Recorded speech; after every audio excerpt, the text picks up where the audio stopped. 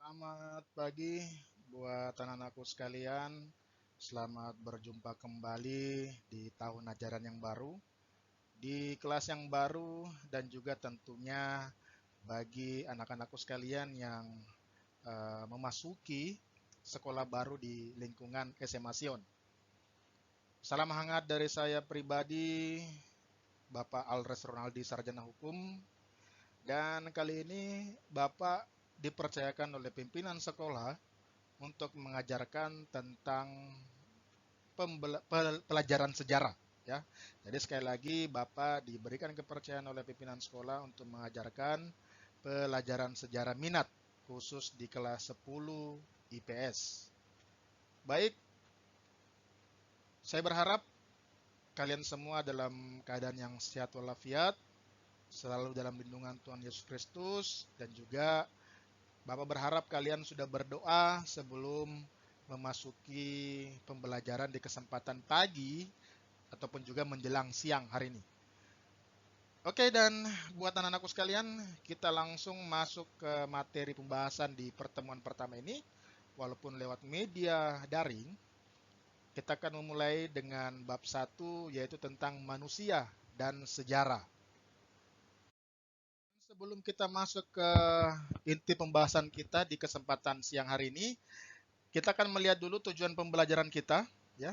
Pertama yaitu menganalisis dan menyajikan hasil kajian tentang keterkaitan kehidupan manusia dalam ruang dan waktu. Jadi kita akan mencoba bersama-sama menganalisis dan menyajikan hasil kajian tentang keterkaitan kehidupan manusia dalam ruang dan waktu. Yang kedua, menganalisis dan menyajikan hasil telaah, ya, hasil telaah tentang kehidupan manusia dalam perubahan dan berkelanjutan. Yang ketiga, menganalisis dan membuat tulisan tentang hasil kajian mengenai keterkaitan tentang kehidupan masa lalu untuk kehidupan di masa kini. Jadi itu tadi ada 3 tujuan pembelajaran kita. Yang pertama, menganalisis dan menyajikan hasil kajian tentang keterkaitan kehidupan manusia dalam ruang dan waktu. Yang kedua, menganalisis dan menyajikan hasil telaah tentang kehidupan manusia dalam perubahan dan berkelanjutan. Serta yang ketiga, menganalisis dan membuat tulisan tentang hasil kajian mengenai keterkaitan tentang kehidupan masa lalu untuk kehidupan di masa kini. Dan sekarang kita akan masuk ke dalam inti pembelajaran kita. Kita akan memulai tentang pengertian sejarah. Ya. Banyak dari kalian sudah mungkin mengerti atau memahami tentang apa arti kata sejarah itu, namun Bapak akan coba merefresh kembali otaknya kalian, supaya kita bersama-sama lebih paham dan lebih mendalami tentang pengertian sejarah itu sendiri. Nah, pada awalnya sejarah itu berasal dari bahasa Arab, ya. Kata sejarah itu berasal dari bahasa Arab yang berarti sahjaratun, itu diartikan dengan pohon, ya. Jadi kata sejarah berasal dari bahasa Arab yaitu sahjaratun yang diartikan dengan pohon. Kenapa demikian? Karena menurut kepercayaan terdahulu, untuk melihat silsilah keluarga ataupun silsilah keturunan pada zaman dahulu, khususnya di bangsa Arab itu, mereka menggambarkannya sebagai sebuah pohon keturunan. Itulah yang dikatakan tentang sajaratun. Nah, seiring berkembangnya zaman, kata tersebut mengalami perkembangan arti, yaitu akar ataupun juga keturunan, asal-usul, riwayat, dan silsilah. Itu dari bahasa Arab, ya. Nah, kata sejarah tersebut juga dalam bahasa Inggris dikenal dengan sebutan history, ya. Dalam sebutan bahasa Inggris disebut dengan history, yang artinya masa lampau umat manusia, yang berarti masa lampau umat manusia. Nah, kalau kita melihat dari bahasa Inggris tersebut, sebenarnya juga mengalami pergeseran arti atau diambil dari arti bahasa Yunani yang disebut dengan historia. Nah, historia sendiri dikatakan atau disebut di situ yang berarti ilmu. Jadi, historia itu dari bahasa Yunani disebut dengan ilmu. Nah, kenapa disebut dengan ilmu? Karena perkembangan dari bangsa Yunani terdahulu itu dimaksudkan adalah untuk pengkajian terhadap segala sesuatu mengenai manusia secara kronologis. Jadi untuk merunutkan peristiwa manusia secara kronologis, itu dalam bahasa Yunani disebut dengan historia. Nah, dalam bahasa Jerman disebut dengan Geschichte. Ya. Geschichte yang berarti sesuatu yang telah terjadi. Nah, itulah tadi pengertian dasar dari kata sejarah tersebut.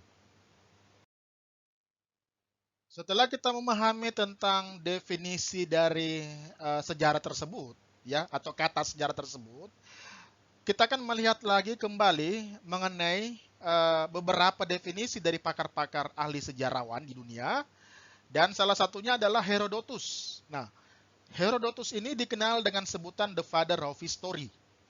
Ya, jadi Herodotus adalah orang pertama kali yang mendefinisikan tentang sejarah tersebut.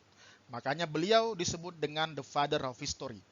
Herodotus hidup di tahun 484 sampai dengan 425 sesudah Masehi. Ya, itu yang disebut dengan Herodotus, the father of history. Nah, definisi dari Herodotus itu adalah sejarah tidak berkembang ke arah depan dengan tujuan pasti, tetapi bergerak seperti garis lingkaran yang tinggi rendahnya diakibatkan oleh keadaan manusia. Jadi Herodotus berpendapat bahwa sejarah bukan berkembang arah lurus dengan tujuan yang pasti, tetapi bergerak seperti garis lingkaran yang tinggi rendahnya diakibatkan oleh keadaan manusia. Jadi ibaratnya seperti sebuah takdir. Ya, jikalau kita melakukan sesuatu yang baik, maka tentunya hasilnya juga kedepannya pasti akan baik. Ya, nah menurut si Herodotus ini tidak salah seperti itu, karena perkembangan sejarah itu tidak punya tujuan yang pasti. Ya, tidak punya tujuan pasti, tergantung perilaku dari manusianya. Yang kedua, dari Aristoteles 384 sampai dengan 322 SM. Nah, Aristoteles ini adalah salah satu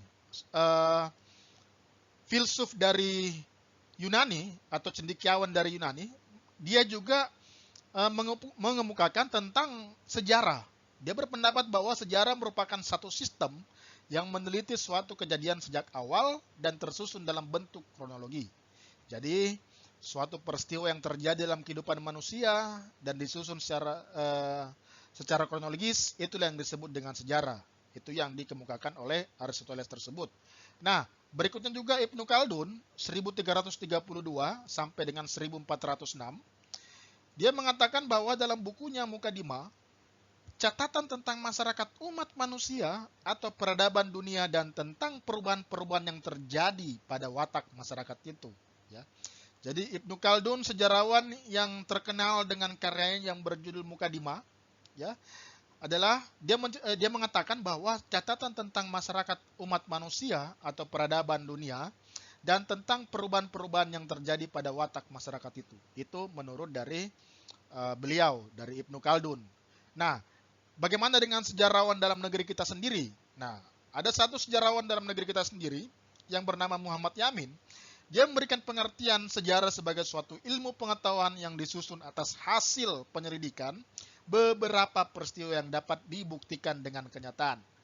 Jadi, Muhammad Yamin mengatakan bahwa sejarah sebagai suatu ilmu pengetahuan yang disusun atas hasil penyelidikan beberapa peristiwa yang dapat dibuktikan dengan kenyataan. Sebenarnya masih banyak sejarawan-sejarawan yang memberikan definisinya mengenai sejarah, tetapi Bapak cuma mengambil 4 teori sejarah yang menurut hemat Bapak bahwa keempat ini merupakan orang-orang yang terkenal dalam bidangnya. Ya, Bapak tidak mengatakan bahwa selain mereka ini yang lainnya tidak terkenal, tidak. Tapi pendapat umum yang kita kenal sekarang di masyarakat adalah teori-teori yang dicetuskan oleh keempat orang tersebut. Itulah yang dikatakan tentang definisi sejarah menurut para ahli. Ya, dan berikutnya kita akan melihat tentang manusia hidup dalam ruang dan waktu. Kita sudah masuk ke dalam intisarinya yang kedua, yaitu manusia hidup dalam ruang dan waktu. Ya, nah, dalam kajian sejarah ada 3 unsur utama yang harus kita perhatikan. Nah, apa saja unsur-unsurnya? Yang pertama adalah manusia, ruang, dan waktu. Jadi 3 unsur utama dalam kajian sejarah ini adalah manusia, ruang, dan waktu. Kita akan melihat dulu dari unsur pertama, yaitu unsur manusia.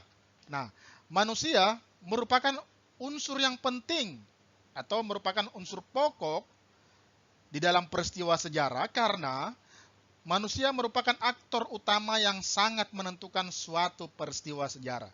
Jadi manusia ini merupakan salah satu unsur terpenting ya dalam mempelajari sejarah karena manusia merupakan aktor utama yang sangat menentukan suatu peristiwa sejarah.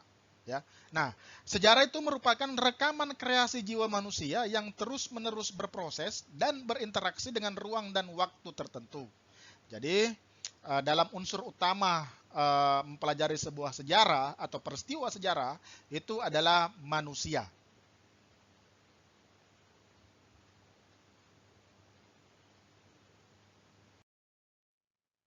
Ya, dan unsur kedua yang tak kalah pentingnya adalah unsur ruang. Ya. Di mana dalam peristiwa sejarah ruang juga merupakan salah satu unsur yang harus termasuk dalam mempelajari peristiwa sejarah atau jikalau kita ingin mengkategorikan sebuah kisah atau sebuah peristiwa itu masuk ke dalam peristiwa sejarah. Nah, ruang atau tempat merupakan unsur penting yang harus ada dalam sejarah karena bila diibaratkan sebuah pertunjukan maka ruang merupakan panggung ketika peristiwa sejarah berlangsung. Ya, jadi ruang itu adalah sebuah tempat di mana peristiwa tersebut terjadi. Jadi tadi sudah ditekankan bahwa manusia merupakan aktor pertamanya, aktor utama, dan yang kedua adalah ada ruang atau ada tempat, ya, untuk melihat proses sejarah tersebut berlangsung. Jadi kalau tidak ada ruang, tidak mungkinlah dikatakan sebagai sebuah peristiwa sejarah. Jadi salah satu unsur utamanya adalah juga dimaksud dengan ruang. Unsur terakhir dalam peristiwa sejarah adalah waktu, ya. Jadi unsur terakhir dalam peristiwa sejarah itu disebutkan di situ adalah waktu. Nah, konsep waktu mempunyai arti masa atau periode berlangsungnya perjalanan kisah kehidupan manusia. Mengapa demikian? Karena mempelajari sejarah bukanlah mempelajari sesuatu yang berhenti, melainkan mempelajari sesuatu yang terus bergerak seiring dengan perjalanan waktu. Contoh misalnya, kita kenal sebuah peristiwa sejarah yang dialami oleh bangsa kita sendiri yaitu peristiwa 17 Agustus 1945 di mana pertama kali dalam sejarah kita mengumandangkan tentang proklamasi kemerdekaan. Ya. Nah, waktunya memang tepat pada tanggal 17 Agustus 1945 dan berlangsung sampai sekarang. Apa yang kita nikmati?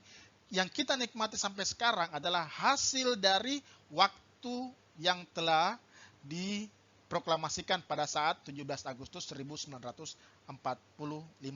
Nah, itulah 3 konsep utama dalam mempelajari sejarah atau peristiwa sejarah, yaitu manusia, ruang, dan waktu. Ya.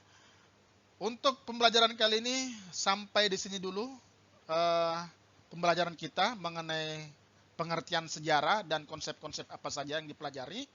Dan terima kasih kepada anak-anakku sekalian yang mengikuti prosesnya dengan baik dan benar serta sudah memahami. Dan untuk tugas berikutnya, kalian akan mengerjakan tugas sesuai dengan instruksi yang Bapak berikan di slide berikutnya. Mohon dikumpulkan ke dalam Google Classroom. Dan jikalau ada yang sakit ataupun juga ada yang izin hari ini tidak mengikuti pembelajaran, mohon dikonfirmasi ke KBS dan KBS-nya nanti akan follow up ke Bapak. Terima kasih, selamat siang, Tuhan Yesus memberkati.